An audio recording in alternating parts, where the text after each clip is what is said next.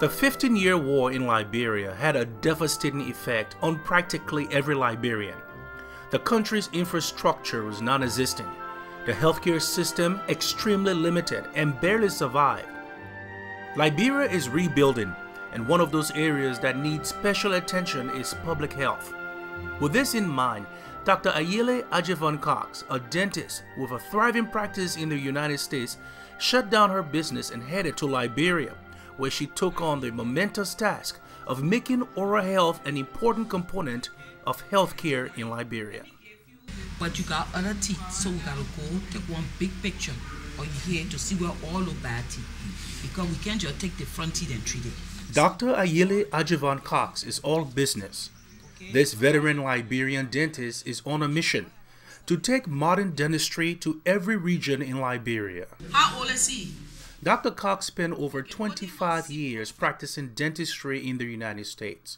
She feels that her talents will be better served in Liberia, where the need for healthcare professionals is critical in rebuilding Liberia's healthcare system. We take picture of all our teeth there. You see what you see down here? It's also bad. But for us to put replacement, we gotta look at the whole mouth. So you come, we'll take one big picture, we'll show you. Then the one where we'll take out, we'll tell you we can't only just take out the teeth, maybe some bad one back there.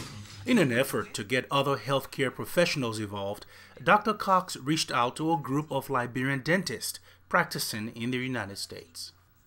Dr. Yede Dennis, a practicing dentist and professor at the University of Medicine and Dentistry in New Jersey, and Dr. Margaret Stubblefield, a restorative and cosmetic specialist in Manassas, Virginia. They temporarily closed their doors and headed to Liberia, heeding the call to service for a country they love dearly.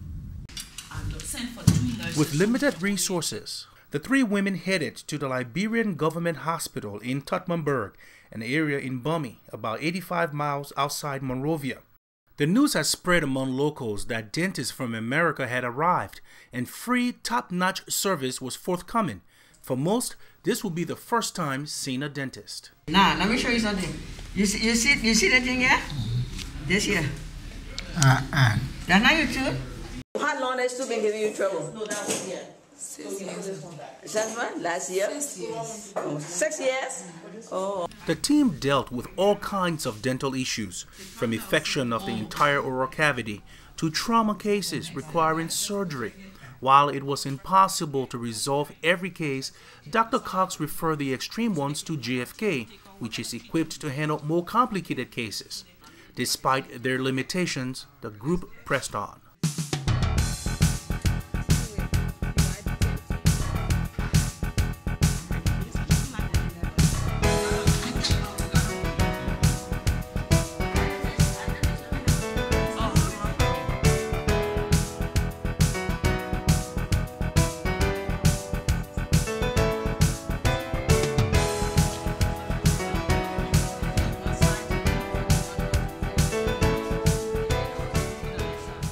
While the patients show their gratitude, they were especially proud that this group of world-class health professionals are part of them.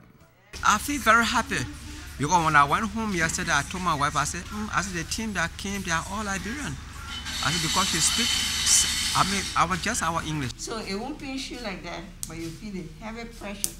The way they pose the question, their questions to us, that makes us very comfortable.